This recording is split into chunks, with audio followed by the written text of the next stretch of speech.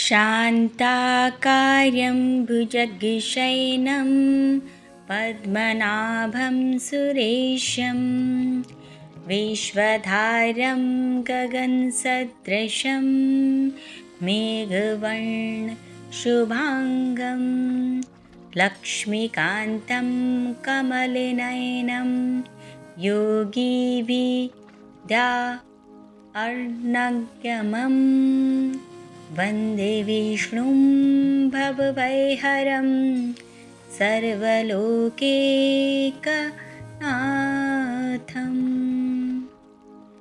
मैं भगवान विष्णु को नमन करती हूँ, जो इस सृष्टि के पालक और रक्षक हैं, जो शांतिपूर्ण हैं, जो विशाल सर्प के ऊपर लेटे हुए हैं, जिनकी नाभि से कमल का फूल निकलता हुआ है, जो ब्रह्मांड का सृजन करता है, जो एक परमात्मा है, जो पूरी सृष्टि को चलाने वाले हैं, जो सर्वव्यापी हैं, जो बादलों की तरह सांवले हैं, जिनकी आंखें कमल के समान हैं, वहीं समस्त संपत्तियों के स्वामी हैं। योगी जन उनको समझने के लिए ध्यान करते हैं। वह इस संसार से भय का नाश करने वाले हैं। सब लोगों के स्वामी भगवान विष्णु को मेरा नमस्कार है। नमस्कार प्रिय भक्तगणों, स्वागत है आपका अपने YouTube चैनल पर। प्रिय भक्तगणों, आप सभी भक्तगणों को योगिनी एकादशी व्रत की हार्दिक शुभकामनाएं। प्रिय भक्तगणों, आज के इस वीडियो में हम योगिनी एकादशी व्रत कथा को सुनाने जा रहे हैं। तो कथा इस प्रकार है, एकाग्रचित होकर अवश्य सुने। हिंदू धर्म ग्रंथों में हर एकादशी का अपना अलग महत्व बताया गया है। इन्हीं अलग अलग विशेषताओं के कारण इनके नाम भी भिन्न भिन्न रखे गए हैं। प्रत्येक वर्ष में 24 एकादशियां होती हैं। मल मास की एकादशियों को मिलाकर इनकी संख्या 26 हो जाती है। इन्हीं एकादशियों में एक एकादशी आषाढ़ मास के कृष्ण पक्ष की एकादशी, जिसे योगिनी एकादशी कहते हैं। योगिनी एकादशी का उपवास रखने से समस्त पापों का नाश होता है तथा इस लोक में भोग और परलोक में मुक्ति भी मिलती है। महाभारत काल की बात है कि एक बार धर्मराज युधिष्ठिर ने भगवान श्री कृष्ण से कहा, हे त्रिलोकीनाथ, मैंने ज्येष्ठ माह के शुक्ल पक्ष की निर्जला एकादशी की कथा सुनी। अब आप कृपा करके आषाढ़ माह के कृष्ण पक्ष की एकादशी की कथा सुनाइए। इस एकादशी का नाम तथा महात्म्य क्या है, सो अब मुझे विस्तार पूर्वक बताएं। श्री कृष्ण ने कहा, हे पांडुपुत्र, आषाढ़ माह के कृष्ण पक्ष की एकादशी का नाम योगिनी एकादशी है।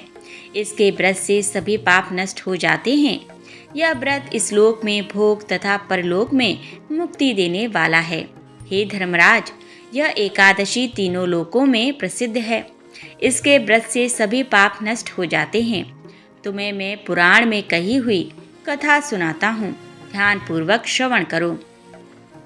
कुबेर नाम का एक राजा अलकापुरी नाम की नगरी में राज्य करता था। वह शिव भक्त था। उनका हेममाली नामक एक यक्ष सेवक था, जो पूजा के लिए फूल लाया करता था। हेममाली की विशालाक्षी नाम की अति सुंदर स्त्री थी। एक दिन वह मानसरोवर से पुष्प लेकर आया, किंतु कामासक्त होने के कारण पुष्पों को रखकर अपनी स्त्री के साथ रमण करने लगा। इस भोग विलास में दोपहर हो गई। हेममाली की राह देखते देखते जब राजा कुबेर को दोपहर हो गई, तो उसने क्रोधपूर्वक अपने सेवकों को आज्ञा दी कि तुम लोग जाकर पता लगाओ कि हेममाली अभी तक पुष्प लेकर क्यों नहीं आया। जब सेवकों ने उसका पता लगा लिया, तो राजा के पास जाकर बताया, हे राजन, वह हेममाली अपनी स्त्री के साथ रमण कर रहा है। इस बात को सुन राजा कुबेर ने हेममाली को बुलाने की आज्ञा दी। डर से कांपता हुआ हेममाली राजा के सामने उपस्थित हुआ। उसे देखकर कुबेर को अत्यंत क्रोध आया और उसके होंठ फड़फड़ाने लगे। राजा ने कहा, अरे अधम, तूने मेरे परम पूजनीय देवों के भी देव भगवान शिव जी का अपमान किया है। मैं तुझे श्राप देता हूँ कि तू स्त्री के वियोग में तड़पे और मृत्यु लोक में जाकर कोड़ी का जीवन व्यतीत करे। कुबेर के श्राप से वह तक्षण स्वर्ग से पृथ्वी पर आ गिरा और कोड़ी हो गया। उसकी स्त्री भी उससे बिछड़ गई। मृत्यु लोक में आकर उसने अनेक भयंकर कष्ट भोगे, किंतु शिव की कृपा से उसकी बुद्धि मलिन न हुई और उसे पूर्व जन्म की भी सुध रही। अनेक कष्टों को भोगता हुआ तथा अपने पूर्व जन्म के कुकर्मों को याद करता हुआ वह हिमालय पर्वत की तरफ चल पड़ा। चलते चलते वह मार्कंडेय ऋषि के आश्रम में जा पहुंचा। वह ऋषि अत्यंत वृद्ध तपस्वी थे। वह दूसरे ब्रह्मा के समान प्रतीत हो रहे थे और उनका वह आश्रम ब्रह्मा की सभा के समान शोभा दे रहा था। ऋषि को देखकर हेममाली वहां गया और उन्हें प्रणाम करके उनके चरणों में गिर पड़ा। हेममाली को देखकर मार्कंडेय ऋषि ने कहा, तूने कौन से निकृष्ट कर्म किए हैं जिससे तू कोढ़ी हुआ और भयानक कष्ट भोग रहा है? महर्षि की बात सुनकर हेममाली बोला, हे मुनिश्रेष्ठ, मैं राजा कुबेर का अनुचर था। मेरा नाम हेममाली है। मैं प्रतिदिन मानस सरोवर से फूल लाकर शिव पूजा के समय कुबेर को दिया करता था। एक दिन पत्नी सहवास के सुख में फंस जाने के कारण मुझे समय का ज्ञान ही नहीं रहा और दोपहर तक पुष्प ना पहुंचा सका। तब उन्होंने मुझे श्राप दिया कि तू अपनी स्त्री का वियोग और मृत्यु लोक में जाकर कोढ़ी बनकर दुख भोग।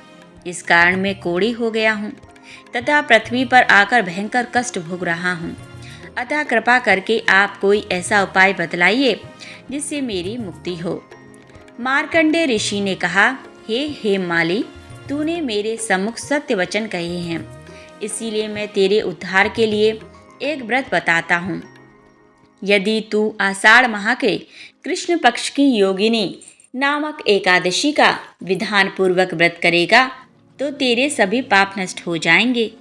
महर्षि के वचन सुन हेममाली अति प्रसन्न हुआ और उनके वचनों के अनुसार योगिनी एकादशी का विधान पूर्वक व्रत करने लगा। इस व्रत के प्रभाव से अपने पुराने स्वरूप में आ गया और अपनी स्त्री के साथ सुखपूर्वक रहने लगा। भगवान श्री कृष्ण ने कहा, हे राजन, इस योगिनी एकादशी का कथा का फल 88,000 ब्राह्मणों को भोजन कराने के बराबर है। इसके व्रत से सभी पाप नष्ट हो जाते हैं और अंत में मोक्ष प्राप्त करके प्राणी स्वर्ग का अधिकारी बनता है। प्रिय भक्तगणों, यहाँ योगिनी एकादशी व्रत कथा संपन्न होती है, तो प्रेम से बोलिए ओम नमो भगवते वासुदेवाय, ओम नमो नारायणाय। प्रिय भक्तगणों, आइए अब बड़ी ही श्रद्धा और प्रेम से एकादशी माता की कथा को सुनते हैं। बिना इस कथा को सुने एकादशी का व्रत पूर्ण नहीं माना जाता है। एक बूढ़ी माँ ने एक बार एकादशी का व्रत रखा। बड़ी ही भक्ति भाव से पूजा अर्चन की। उन्हें वृद्धावस्था में क्या बाधा थी? वे तो अपने पुत्र पौत्रों की सुख सुविधा के लिए व्रत रखने लगी थीं। वे दिन भर तो जरा कठोर मन करके अपनी प्यास को रोके रहीं। दिन में पूजा पाठ किया, कथा सुनी और पंडित जी को मिट्टी के पात्र में पानी और ऋतु फल दान में दिए। दोना भर भर के बूरा वितरण किया।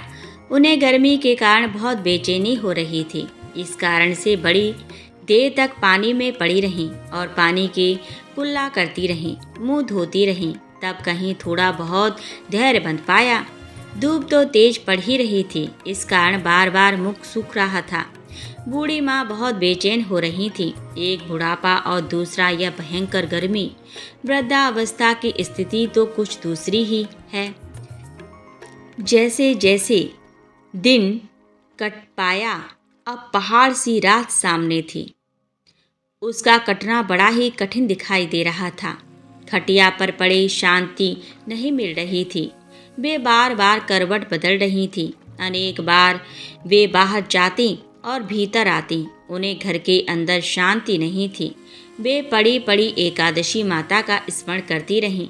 वे कहती रहीं कि हे माता जी, आप मेरी लाज रखिएगा। आप ही मुझे शक्ति दीजिएगा जिससे मैं भली भांति आपका व्रत कर सकूं और यह पहाड़ सी रात शांतिपूर्वक व्यतीत हो सके। प्यास के कारण बूढ़ी माँ की बेचैनी तो बढ़ती ही जा रही थी। उन्होंने धैर्य रखने का बहुत प्रयास किया, किंतु सहनशीलता की भी सीमा टूट गई और वे घबराकर एकदम चिल्ला पड़ी। बोली कि बचाओ बचाओ। अम्मा का चिल्लाना सुनकर परिवार भर के नर नारी, बच्चे और पड़ोसी एकत्रित होकर बूढ़ी अम्मा की खाट के समीप पहुंच गए। सबने पूछा कि अम्मा जी, आपको क्या हुआ? आप क्यों चिल्ला रही हैं? आप इस वृद्धा अवस्था में यह कठिन व्रत क्यों कर रही हैं? अम्मा जी की शक्ति से ही भक्ति होती है। थोड़ी ही देर में वे फिर से बोली कि अरे, हमारे तो प्राण ही निकले जा रहे हैं। मेरी छाती पर ठंडे पानी का घड़ा रख दीजिए। नातियों ने दादी की छाती पर ठंडे पानी का पात्र रख दिया। तब कहीं उन्हें थोड़ा बहुत आराम मिला और थोड़ी देर के लिए उन्होंने अपनी आंखें बंद कर लीं। एकादशी माता ने सोचा कि यह बूढ़ी अम्मा है तो बहुत कठोर, जरा जाकर उसकी परीक्षा लेना चाहिए। वे आधी रात को मुर्गा बनकर टेल लगाने लगी। मुर्गा की आवाज़ सुनकर दादी जल्दी से उठी और बाहर जाकर आसमान की ओर देखा, किंतु आसमान में कहीं उन्हें प्रातःकालीन तारा दिखाई नहीं दिया। वे सोचने लगी कि यह मुर्गा क्यों और कैसे बोल गया। उन्हें प्यास तो लग ही रही थी, थोड़ा बहुत उनका मन भी विचलित होने लगा था, किंतु अंत में उन्होंने दृढ़ निश्चय किया कि अब मैं व्रत को पूर्ण करके ही छोड़ूंगी, चाहे भले ही मेरे प्राण निकल जाएं। यह सोचकर फिर वे खटिया पर शिथिल होकर लेट गईं। थोड़ी ही देर में एकादशी माता ने उनकी फिर से परीक्षा लेनी चाही। एक छोटी सी बालिका एक गिलास में शरबत लेकर उनके सिरहाने खड़ी हो गई और जोर से बोली कि दादी जी, सवेरा हो गया है, आप हाथ मुंह धोकर शरबत पी लीजिए। पहले तो शरबत का गिलास देखकर उनका मन ललचाने लगा, किंतु अचानक व्रत का स्मरण हो गया और उन्होंने सोचा कि मैं किसी भी प्रकार से अभी शरबत नहीं पी सकती हूँ, और वे शांतिपूर्वक अपनी खटिया पर लेट गईं। फिर थोड़ी ही देर में उन्हें ऐसा लगा कि जैसे किसी ने उन्हें पानी के कुएं में पटक दिया हो। वे बड़ी देर तक उस कुएं में हाथ पांव चलाती रहीं, किंतु उन्होंने अपने मुंह में पानी की एक बूंद भी नहीं जाने दी और वे दृढ़तापूर्वक अपना व्रत पालन करती रहीं। थोड़ी ही देर में न जाने कहां से सामने आग जलने लगी, जिससे भारी गर्मी बढ़ने लगी। प्यास के कारण प्राण निकलने लगे, किंतु बूढ़ी अम्मा का कुछ भी नहीं बिगाड़ पाया। वे जहाँ की तहाँ मुस्कुराती हुई सी बैठी रहीं। थोड़ी ही देर में बाहर प्रकाश दिखाई देने लगा। ऐसा लगा कि जैसे सवेरा हो गया हो। बूढ़ी अम्मा ने जब बाहर निकलकर देखा तो समझ गईं कि अभी सवेरा होने में 3-4 घंटे की देरी है। यह जानकर वे शांतिपूर्वक इधर उधर घूमने फिरने लगीं। एकादशी माता यह बात अच्छी तरह से समझ गईं कि यह बूढ़ी अम्मा किसी भी प्रकार से अपने व्रत से नहीं टल सकती है। वे उनके सत्य व्रत को अच्छी तरह से समझ गईं। सवेरा होते ही बूढ़ी माता ने स्नान किया, भगवान का पूजा पाठ किया, एकादशी माता की कथा सुनी, ब्राह्मणों को दक्षिणा देकर भोजन कराया। तब कहीं उन्होंने जल ग्रहण किया। कन्याओं को भोजन कराने के बाद अम्मा ने स्वयं भोजन किया। उस श्रेष्ठ व्रत के प्रताप से बूढ़ी अम्मा की आयु में वृद्धि हो गई। उनका घर परिवार हरा भरा हो गया। घर में अब उनके कोई अभाव नहीं रहा। वे हर तरह के सुख साधनों से संपन्न हो गईं।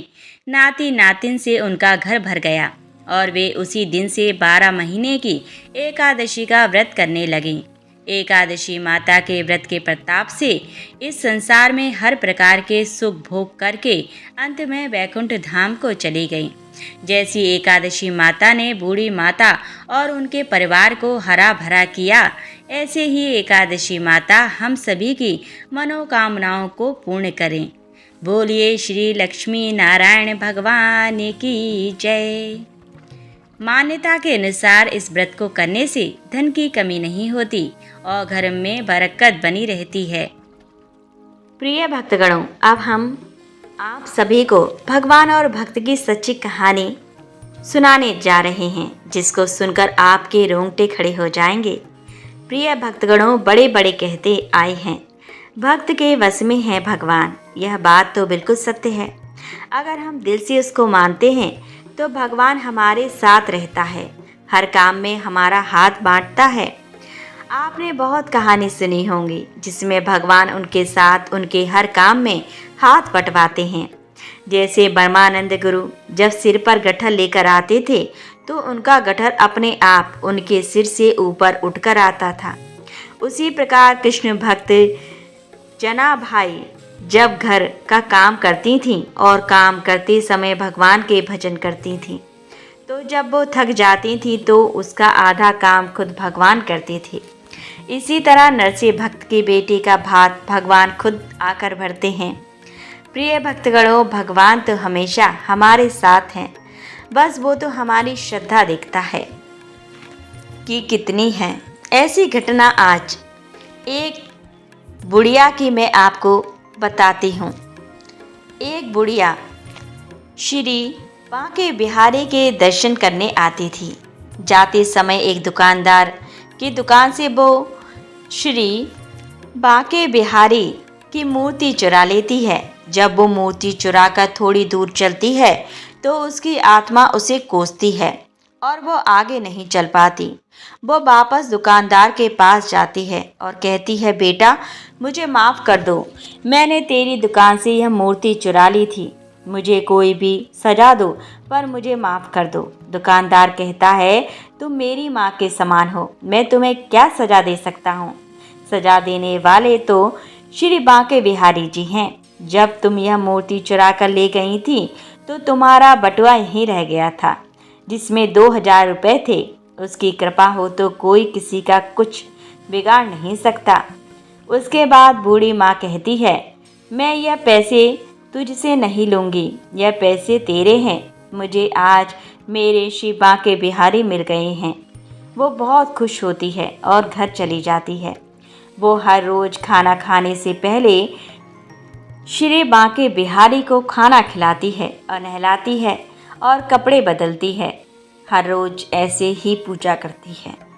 एक दिन वह बीमार हो जाती है और अपनी बहू को श्री बांके बिहारी जी की सेवा करने को कहती है। उसके बाद उसकी बहू के हाथ से मूर्ति टूट जाती है तो बूढ़ी माँ रोने लगती है और जिद करने लगती है, डॉक्टर को बुलाकर लेकर आओ।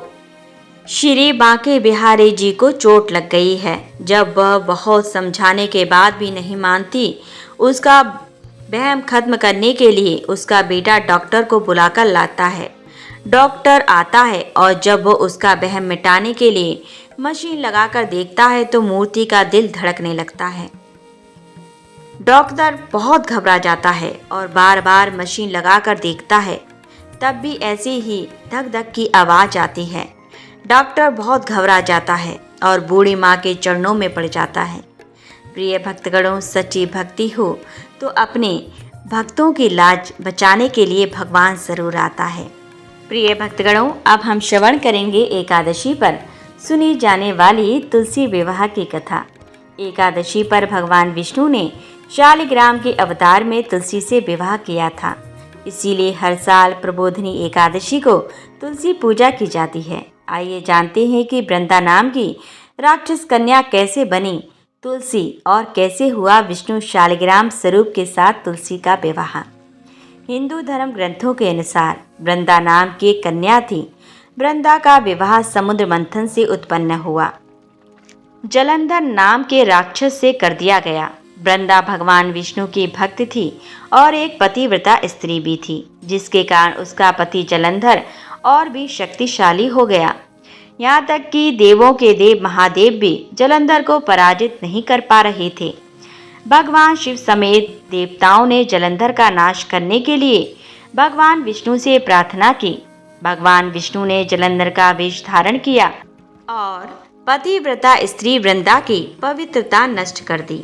जब वृंदा की पवित्रता खत्म हो गई तो जलंधर की ताकत खत्म हो गई और भगवान शिव ने जलंधर को मार दिया। वृंदा को जब भगवान विष्णु की माया का पता चला तो वह क्रुद्ध हो गईं और उसने भगवान विष्णु को काला पत्थर बनने का श्राप दे दिया। वृंदा ने भगवान विष्णु को श्राप दिया कि वो अपनी पत्नी से अलग हो जाएंगे। कहा जाता है कि श्राप की वजह से विष्णु भगवान राम के अवतार में सीता माता से अलग होते हैं। भगवान को पत्थर का होते देख सभी देवी देवताओं में हाहाकार मच गया। फिर माता लक्ष्मी ने वृंदा से प्रार्थना की। तब वृंदा ने जगत कल्याण के लिए अपना श्राप वापस ले लिया और खुद जलंधर के साथ सती हो गईं। फिर उनकी राख से एक पौधा निकला जिसे भगवान विष्णु ने तुलसी नाम दिया और खुद के एक रूप को पत्थर में समाहित करते हुए कहा कि आज से तुलसी के बिना मैं प्रसाद स्वीकार नहीं करूंगा। इसीलिए इस पत्थर को शालिग्राम के नाम से तुलसी जी के साथ ही पूजा जाता है। तो प्रेम से बोलिए भक्तगणों, भगवान विष्णु और तुलसी मैया की जय। बोलिए शालिग्राम माँ तुलसी की जय। हर हर महादेव। प्रिय भक्तगणों, आज की कथा यहीं संपन्न होती है। प्रिय भक्तगणों, आपको हमारे द्वारा सुनाई गई कथाएं कैसी लगी? यदि अच्छी लगी हो तो हमारी वीडियो को लाइक ज़रूर करें और इसी प्रकार की यदि आप भविष्य में वीडियो देखना चाहते हैं तो हमारे चैनल को सब्सक्राइब अवश्य कर लें। पूरा वीडियो वॉच करने के लिए धन्यवाद।